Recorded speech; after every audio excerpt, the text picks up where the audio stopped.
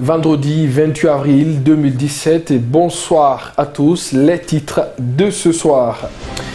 Les outils de la nouvelle technologie sont-ils vraiment utilisés par l'administration publique? La réponse est oui, même si les archives nationales font face à plusieurs difficultés. Reportage exclusif sur la numérisation des documents administratifs à suivre dans cette édition. Des journalistes de la presse locale apprennent depuis ce matin le rôle et les attributions du médiateur de la République. Ce renforcement des capacités de 2 jours s'est ouvert ce vendredi à la maison de la presse de Koléa. Nabi Kamara sera avec nous dans cette édition pour un éclairage. Enfin, la 2e édition du festival panafricain des grillades à Conakry annonce déjà ses couleurs. Des artistes de renommée comme Chidima et Agalawal ont rallié la capitale guinéenne. Mieux, vous les entendrez dans cette édition. Voilà ce qui fait la une de ce soir. Encore une fois, vous êtes les bienvenus. Nous sommes ensemble pour une demi-heure d'information. Et pour commencer, innovation au port autonome de Conakry, ce service du poumon de l'économie nationale vient de bénéficier des équipements de dernière génération navale et terrestre, œuvre de la nouvelle équipe dirigeante. Ces équipements de plus d'une valeur de 19 milliards de francs guinéens ont été remis ce vendredi aux travailleurs du port autonome de Conakry en présence de plusieurs membres du gouvernement. Benoumar Silla y était pour nous. Voici son compte rendu. L'ambiance a été festive ce vendredi sur le quai du port autonome de Conakry pour la remise officielle des nouveaux équipements navals et terrestres. Il s'agit de 2 vedettes flambant neuves, 2 bus de transport du personnel et 2 autres remorqueurs et vedettes vieux de 33 ans complètement rénovés par la nouvelle équipe du port autonome dirigée par 2 femmes. L'investissement a coûté 19 milliards 149 millions de francs guinéens entièrement financés par les ressources propres du port. Notre préoccupation a été de relever un défi, celui de doter et d'améliorer la flotte navale du port.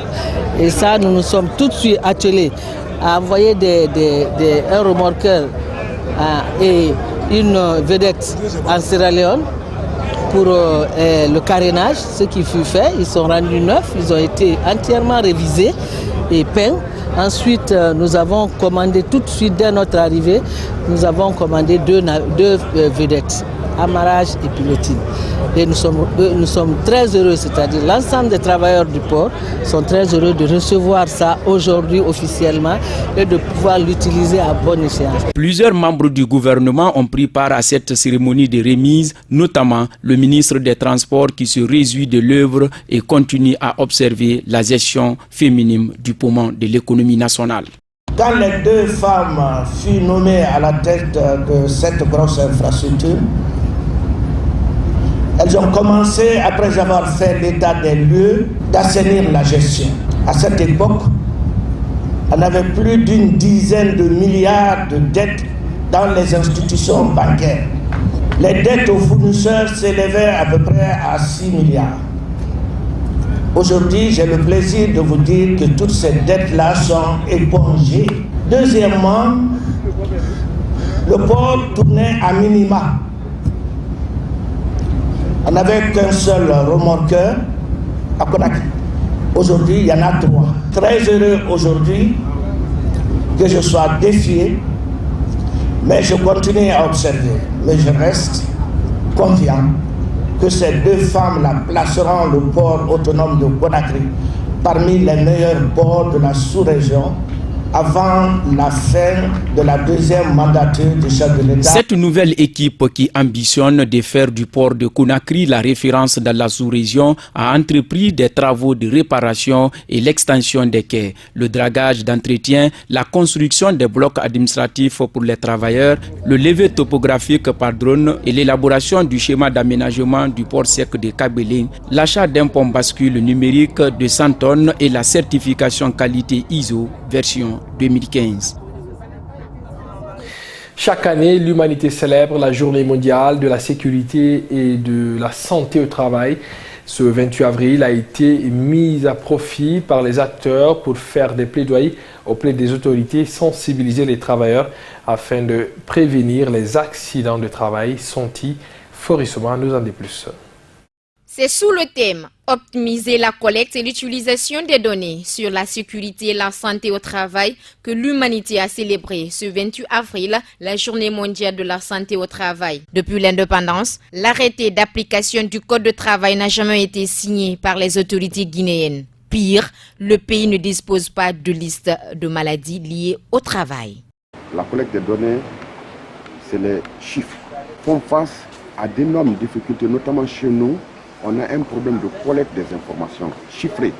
Il faut une synergie entre toutes les parties prenantes de la gestion des risques professionnels, pour pouvoir permettre aux décideurs de prendre la bonne décision et avoir une politique cohérente. Depuis 1996, le mouvement syndical mondial rend hommage aux victimes des accidents et des maladies du travail. C'est seulement en 2003 que le Bureau international du travail a entrepris d'observer une journée mondiale. Il y a beaucoup de travail qui se fait en sourdine. Il y a des accidents qu'on ne déclare pas. Et donc, ce n'est pas consigné. On n'a pas de données sur ces accidents. Et également, ces accidents parfois sont dramatiques. Le stress est l'un des facteurs qui favorise les maladies liées au travail, selon les spécialistes. Le stress en milieu de travail en tant que tel constitue une pathologie. Il y a plusieurs causes, il y a plusieurs types de risques. Ce sont les risques qui interviennent dans le milieu du travail, dans l'environnement de travail, entre le patron et son subordonné. Quand le volume de travail est trop, quand la charge du travail est énorme, avec assez de pression, il faut faire vite, le temps presse, etc., ça mène ce que vous appelez le stress. Et ça peut avoir comme conséquence des problèmes de cœur, c'est l'hypertension artérielle. Il faut préciser que 2,2 millions de travailleurs dans le monde meurent chaque année, soit 5 000 personnes par jour. Dans l'actualité également, les rideaux sont tombés ce vendredi sur le projet de création et de gestion des centres de formation des proximités sur la démocratie et les droits humains en Guinée. Au cours d'une conférence de presse, l'ONG CIDEV a présenté les résultats de son rapport.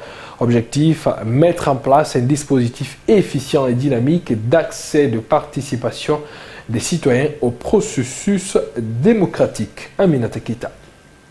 L'ignorance de la démocratie et des droits humains par la population engendre la polémique dans le pays. C'est pour y pallier que l'ONG Synergie Développement CIDEV a mis en place un projet de création et de gestion des centres de formation de proximité sur la démocratie et les droits humains à Conakry et dans les 7 régions administratives. Objectif, plancher sur le faible accès des citoyens aux sources d'information, les droits humains et la citoyenneté.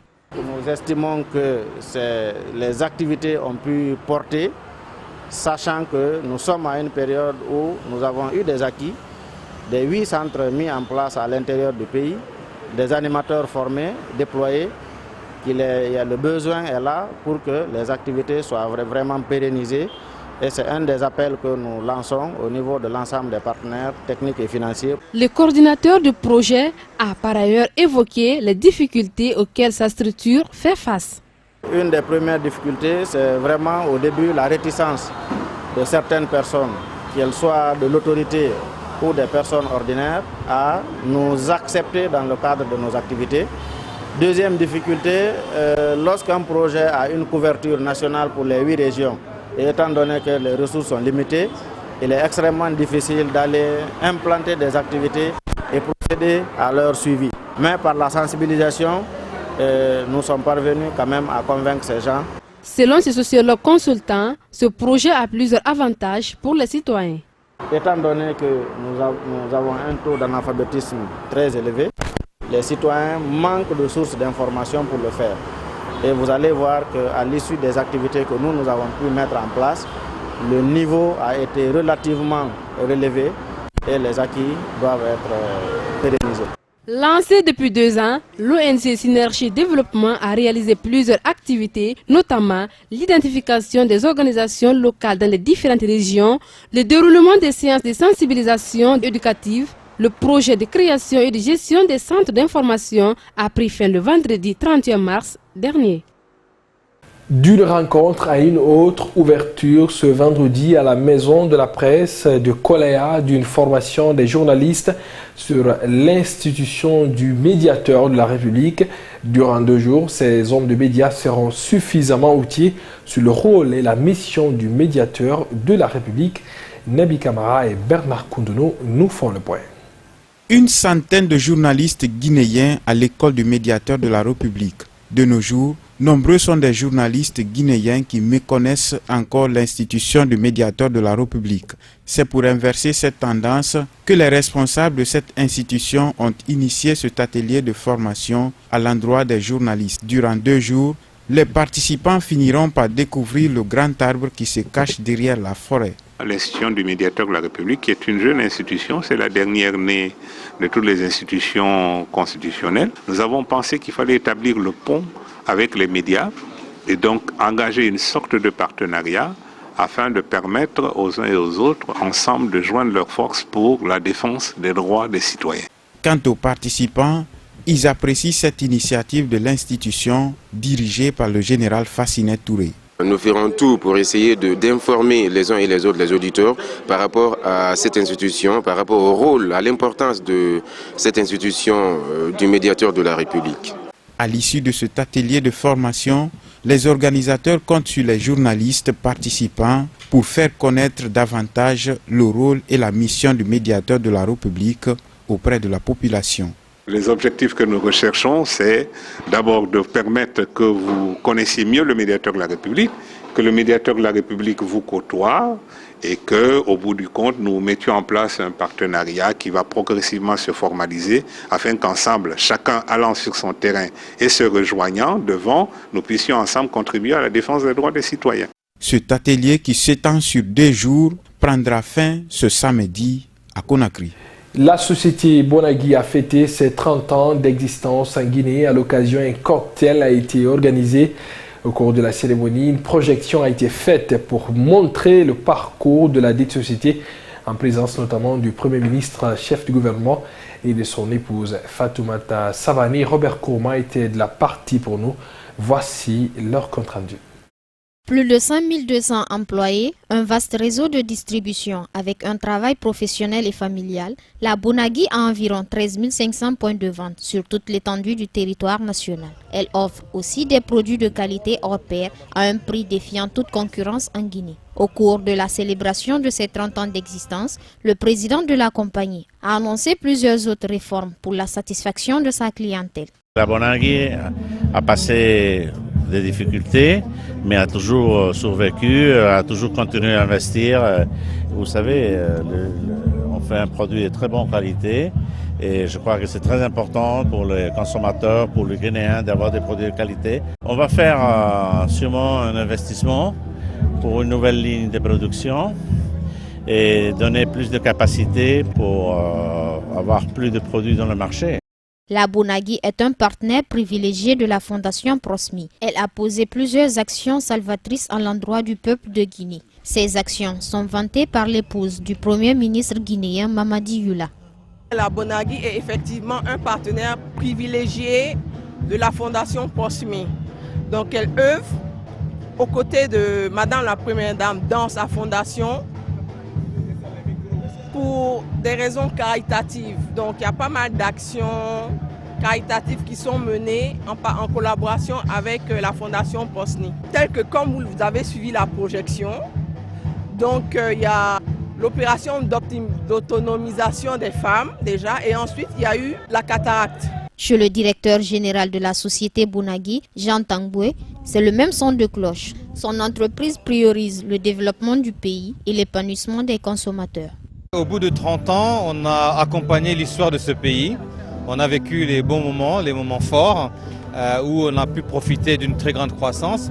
Mais on a su aussi rester présent aux côtés de nos Guinéens, de nos consommateurs, de la population dans les moments de difficulté. 30 ans d'existence en Guinée, ça se fête. L'honneur est revenu au Premier ministre Mamadi Yula d'éteindre la 30e bougie sous fond d'applaudissements et de joie. Au XXIe siècle, la technologie intervient dans presque tous les domaines.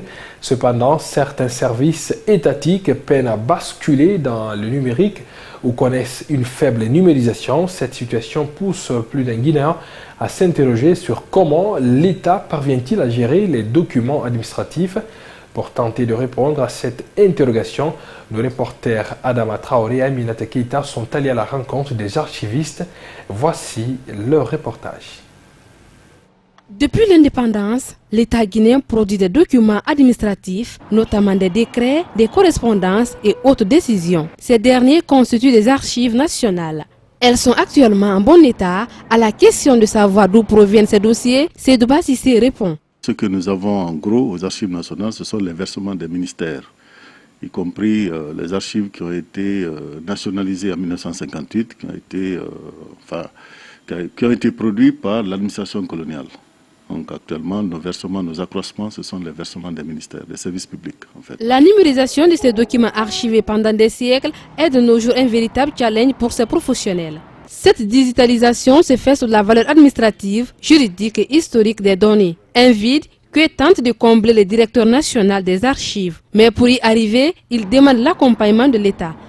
Il nous manque encore des numériseurs. Nous avons besoin de numériseurs parce qu'avec à peu près 11 km de documents, pour les numériser, ce n'est pas un seul scanner que nous venons de recevoir de la CENI qui va nous permettre de faire cette numérisation. Donc nous avons besoin de numériseurs et aussi un complément de climatiseurs.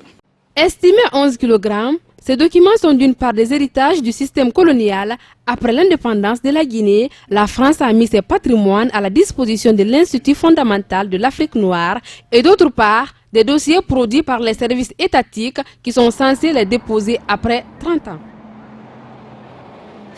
Dans l'actualité également, accident de la circulation n'en parle dans cette édition. La nuit dernière, un camion en provenance de la commune de Kaloum s'est renversé à Ratoma. Plus de peur que de mal, une voiture de marque Mercedes a été touchée et le chauffeur a pris la clé des champs. Furieux, les jeunes du quartier ont interdit la circulation des camions pendant la journée dans leur zone. Faligui Lavouki. Un camion en excès de vitesse a terminé sa course dans ce ravin à Ratoma dans la haute banlieue de Conakry. Bilan, un blessé et une voiture endommagée. Sur place, les riverains sont pris de panique. Ils n'en reviennent même pas. Le camion en excès de vitesse est passé alors que j'étais chez moi. Il est venu à vive allure. Arrivé dans le virage, il s'est stabilisé après cet endroit. Le chauffeur a perdu le contrôle. Il a heurté deux voitures. L'une est restée et l'autre a échappé belle. Une personne a même été blessée dans la voiture qui a été endommagée. Les conducteurs doivent arrêter de boire l'alcool. C'est fini. Au-delà de l'indignation, les jeunes de Ratoma menacent de sévir. Ils mettent d'ores et déjà la puce à l'oreille des autorités. Qu'est-ce que je veux dire là? L'État, les camions ne doivent pas marcher la nuit. Puisque la nuit, là, il y a beaucoup d'embouteillages. Les camions doivent commencer à marcher à 1h du matin. L'État n'est qu'à dire, les chauffeurs, il n'est qu'à faire doucement. Machine, c'est machine. C'est pas pour les micmacs. Puisque machine, ça tue. Les camionnettes là, ils n'ont qu'à... Non, attends. À partir de... J'ai dit à partir de 1h du matin. À Zorière, les voitures, ils font doucement. 1h du matin, les camions n'ont qu'à commencer. Pour jusqu'à ce qu'ils veulent. Mais à partir de 5h du matin, les camions n'ont qu'à arrêter. Dans cette édition également, SOS pour Boubacar Ba. Ce jeune homme souffre d'un trouble de vision, ce qui lui a poussé à abandonner les études à bas âge. Faute de moyens financiers, il demande le soutien des bonnes volontés. Bandjou Kamara.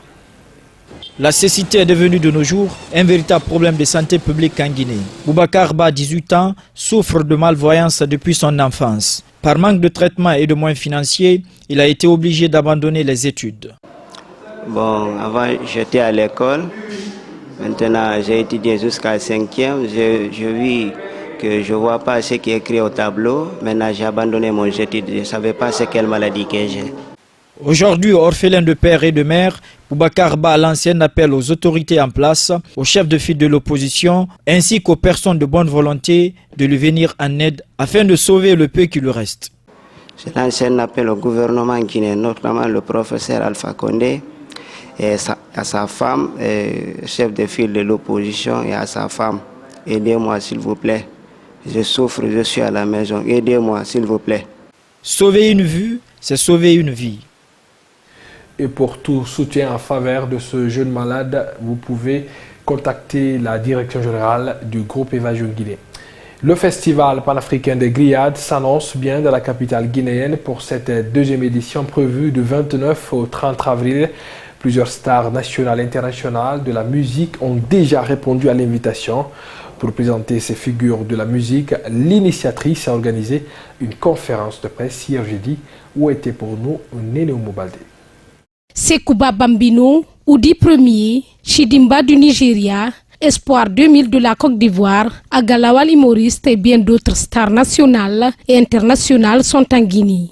Et ce, à l'occasion de la deuxième édition du Festival panafricain des grillades qui se tiendra les 29 et 30 avril 2017 sur l'esplanade du Palais du Peuple. À tour de rôle, ces artistes ont exprimé leur joie d'être parmi les personnes qui mettront l'ambiance à cette manifestation culturelle et culinaire.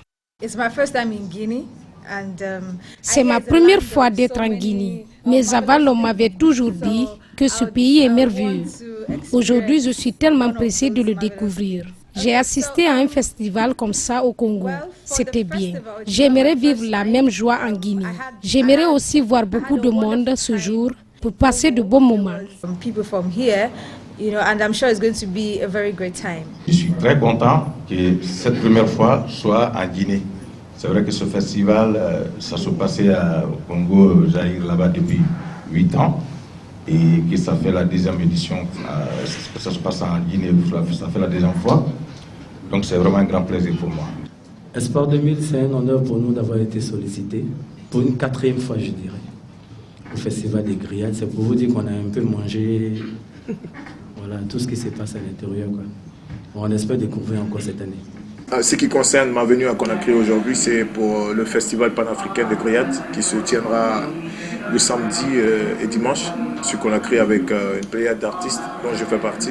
En plus de ces célèbres artistes, plusieurs grilleurs de différentes contrées seront de la partie.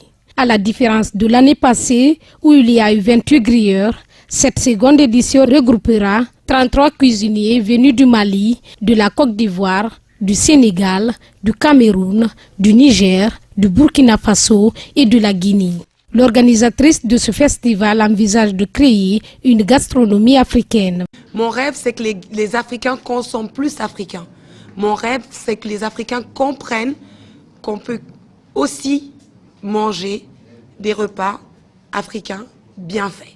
C'est ça mon rêve pour le moment. Avant de refermer portes et fenêtres de la conférence, ces stars ont chacune fait des acapellas. Ma chérie, je t'aime. Ma chérie, no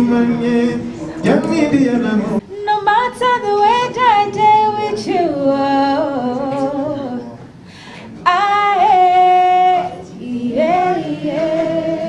C'est la fête ce soir, tu peux pas t'asseoir, joli cola, viens on va danser. Un mot de sport à présent. L'équipe nationale de rugby a disputé jeudi son tout premier match amical international contre son homologue de la Sierra Leone. La rencontre s'est jouée ici au stade du 28 septembre de Conakry. C'était en présence des autorités sportives du pays et des représentants des institutions internationales. Marif Yula. C'est une première qu'une rencontre amicale internationale de rugby se dispute en Guinée. Cette rencontre a mis aux prises ce jeudi les Guinéens au Sierra Leone dans un stade annexe du 28 septembre de Conakry s'est terminée en faveur de l'équipe visiteuse sur un score écrasant de 8 buts à 0. Au terme de la rencontre, les deux sélectionneurs se sont exprimés. Je ne sais pas comment ça veut dire parce que je suis très content, je ne peux pas parler. On a joué très bien. Oui, on a joué bien. Ça fait longtemps qu'on joue le rugby. On s'entraîne maintenant depuis de nombreux mois, mais malheureusement on n'a pas la possibilité d'être confronté à d'autres équipes. Il y a beaucoup d'absents aussi aujourd'hui, mais ça nous permet quand même d'évaluer notre niveau, de voir les erreurs qu'on a faites et de progresser sur les prochains matchs. Je garantis que le match retour en Sierra Leone sera différent et on aura mûri sur ce match et on aura pris de l'expérience. Ce score méconnu en Guinée, la présidente de la Fédération guinéenne de rugby explique l'historique de cette discipline en Guinée et les plans d'action de sa fédération. Le rugby a été créé en 2007. L'agrément a été donné à la fédération en 2007. Mais le lancement réellement en Guinée a été fait en 2010. La politique que la fédération a pour vulgariser le rugby en Guinée, c'est d'implanter le rugby dans les écoles, dans toute la Guinée. Le plan d'action dans 6 mois, c'est d'aller à l'intérieur du pays. À l'intérieur du pays, nous sommes à Kindia, déjà nous sommes à Mamou, et nous allons aller à Kankan et en forêt. Malgré l'apport du département des sports, commandant Mariam Guilavogui demande plus de soutien à sa fédération. C'est vrai que nous sommes soutenus par nos ministères de tutelle, mais il faut encore faire plus. Vous voyez, moi par exemple, une équipe c'est déjà 15 personnes. Vous voyez ce que ça fait, tout ce monde? C'est le rugby à 15, pour avoir 2 équipes, 3. Et c'est tout le monde. Ce n'est pas un sport individuel en fait. Donc nous avons... Au nom de son ministre, le secrétaire général du département des sports a tout d'abord félicité les 2 équipes avant de définir la mission de son département. Vraiment besoin d'un soutien. Au nom du ministre Siaka Bari, souhaiter la bienvenue à nos frères venus de la Sierra Leone et ensuite féliciter très sincèrement la Fédération guinéenne de rugby.